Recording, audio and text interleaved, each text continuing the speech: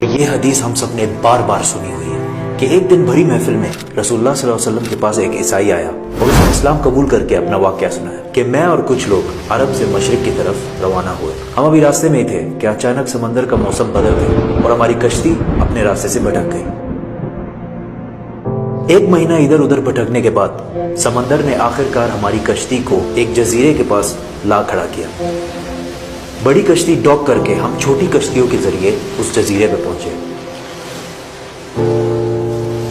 اور وہاں ہماری ملاقات ایک عجیب قسم کے مخلوق سے ہوئی جو بالکل کالا اور جسم پر بہت زیادہ بال تھے اس کے، اور اس نے اپنا نام جساسا بتایا. ہم نے اس سے پوچھا تم کیا چیز ہو، کیا مخلوق ہو؟ اس نے بولا مجھے چھوڑو، وہ ادھر ایک مندر ہے، ادھر جاؤ، وہاں ایک شخص تمہارا بہت شدت سے انتظار کر رہا ہے. اندر ہم نے ایک شخص کو زنجیر میں بندھا ہوا دیکھا اور اس نے ہم سے 3 سوال پوچھے کہ مجھے بیسان کے درختوں کے بارے میں بتاؤ، کیا اس میں کوئی فروٹ پھل وغیرہ ہیں؟ ہم نے کہا بالکل، وہاں بہت فروٹس پھل وغیرہ ہے. اس نے کہا بہت جلد وہاں کچھ بھی نہیں ہوگا. پھر اس نے پوچھا مجھے لیک آف تبریہ کے بارے میں بتاؤ، کیا اس میں پانی ہے یا نہیں ہے؟ ہم نے کہا وہاں بہت پانی پڑا ہوا. اس نے کہا بہت جلد یہ بھی خشک ہو جائے گا. اور پھر اس نے کہا مجھے اس امی پیغمبر کے بارے میں بتاؤ، کیا کیا ہے اس نے ابھی تک؟ ہم نے بتایا کہ وہ مکہ سے نکل کر مدینہ میں آباد ہو چکا ہے. اس نے کہا کیا واقعی وہ یثرب مدینہ آ چکا ہے؟ یہ کہتے ہی اس نے کہا کہ اب میں بتاتا ہوں کہ میں کون ہوں. میں ہوں دجال، اور بہت جلد میں اپنی قید سے آزاد ہو جاؤں گا اور تمام علاقوں میں جاؤں گا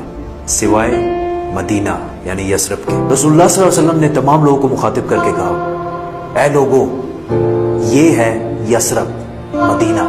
تمیم الداری جو کہہ رہا ہے مجھے اس میں سچائی نظر آ رہی ہے. یاد رکھو دجال شام کے سمندر میں ہے اور نہ یمن کے سمندر میں. اور اپنے ہاتھ سے مشرق کی طرف اشارہ کر کے کہا دجال مشرق میں ہے، دجال مشرق میں ہے، دجال مشرق میں ہے. اب سمپل سی بات ہے، ایز وی نو کہ مشرق کی طرف سفر کے بعد ان کی کشتی ایک جزیرے پہ رکی تھی. So let's just find out all the islands east of Medina. مدینہ کے ایسٹ میں there's the famous Arabian Sea، اور اس میں مینلی 4 جزیرے پائے جاتے ہیں: Lakshadweep island in India, Socotra island in Yemen, Masirah island in Oman, and Astola in Pakistan. حدیث میں کلیئرلی فرمایا گیا ہے کہ دجال یمن کے سمندر میں نہیں ہوگا. تو یہ 2 آئلینڈز تو نکل گئے.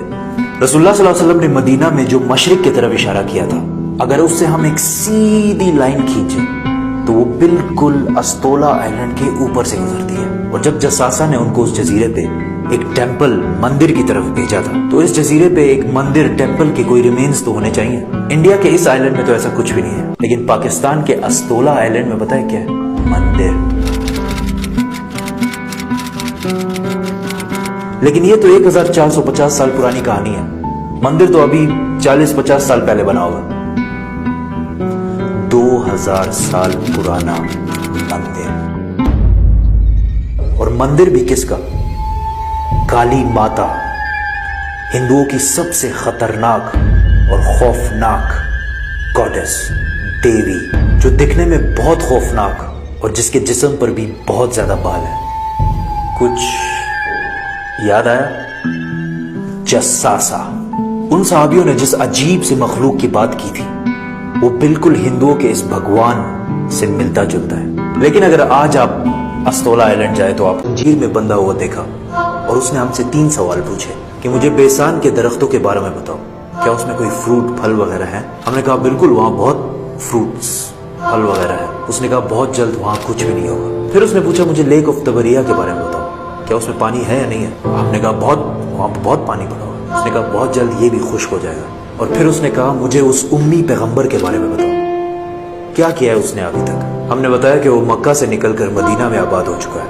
اس نے کہا کیا واقعی وہ یثرب مدینہ آ چکا ہے؟ یہ کہتے ہی اس نے کہا کہ اب میں بتاتا ہوں کہ میں کون ہوں. میں ہوں دجال، اور بہت جلد میں اپنی قید سے آزاد ہو جاؤں گا اور تمام علاقوں میں جاؤں گا سوائے مدینہ یعنی یثرب کے. رسول اللہ صلی اللہ علیہ وسلم نے تمام لوگوں کو مخاطب کر کے کہا اے لوگو، یہ ہے یثرب مدینہ.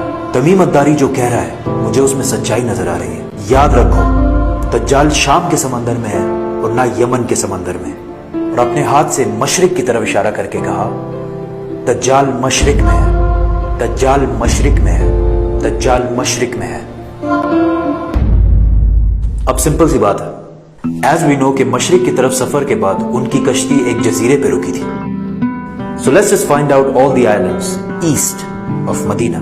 मदीना के ईस्ट में there's the famous Arabian Sea और इसमें मेनली 4 जजीरे पाए जाते हैं. Lakshadweep island in India, Socotra Island in Yemen, Masira Island in Oman and Astola in Pakistan. हदीस में क्लियरली फरमाया गया है कि दज्जाल यमन के समंदर में नहीं होगा. तो ये 2 आइलैंड्स तो निकल गए.